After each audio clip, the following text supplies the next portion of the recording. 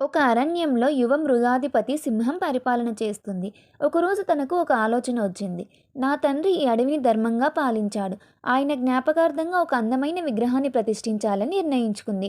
వెంటనే కాకిని పిలిచి, శిల్పకళ తెలిసిన వారు ఎవరైనా ఉంటే రేపు సభకు రండి అని అడవంతా ప్రకటింపజేసింది.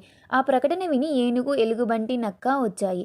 మహారాజా, మాకు శిల్పకళలో అనుభవం ఉంది అని వినయంగా నమస్కరించాయి. అప్పుడే చిన్నగా ఊపిరి పీల్చుకుంటూ ఒక చీమ ముందుకు వచ్చింది. మహారాజా, నాకు ఒక అవకాశం ఇవ్వండి అంది. సింహం ఆశ్చర్యంగా చూసింది. నీవు అంత చిన్నదానివి శిల్పం చేయగలవా అని ప్రశ్నించింది. చీమ ధైర్యంగా చెప్పింది. మహారాజా, మేము మట్టితో నిర్మించే పుట్టలే మా కళకు సాక్ష్యం. అవకాశం ఇస్తే నా పనితనం చూపిస్తాను అంది. ఏనుగు, ఎలుగుబంటి, నక్కలు నవ్వుకున్నాయి. పనిముట్లు కూడా మోయలేని చీమ ఏం చేస్తుంది అన్నాయి. సింహం కొద్దిసేపు ఆలోచించి, సరే, అందరికీ సమాన అవకాశం ఇస్తాను. ఎవరి పని గొప్పగా ఉంటే వారికి గౌరవం ఇస్తాను ప్రకటించింది. అందరూ తమ పనిలో నిమగ్నమైపోయారు. ఏనుగు పెద్ద రాళ్లతో, ఎలుగుబంటి బలంతో, నక్క చాకచక్యంతో విగ్రహాలు తయారు చేశాయి. చీమ మాత్రం ఎలాంటి పనిముట్లు లేకుండా కేవలం మట్టి మరియు తన సహజ నైపుణ్యంతో పనిచేసింది.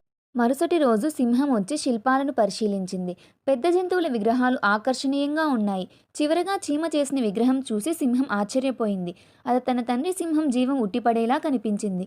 భావం, గంభీరత, రూపం అన్నీ అద్భుతంగా ఉన్నాయి.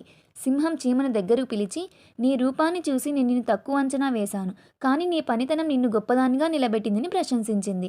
ఆ రోజు చీమకు రాజసభ శిల్పిగా గౌరవం లభించింది. మిగతా వారు తమ అహంకారాన్ని విడిచిపెట్టారు. నీతి: ఇతరులు నమ్మకపోయినా మన ప్రతిభ మనకు గుర్తింపు తెస్తుంది. అందుకే ఎవరిని తక్కువ అంచనా వేసి చూడకూడదు. కథ నచ్చితే లైక్ చేసి సబ్స్క్రైబ్ చేయండి ఫ్రెండ్స్.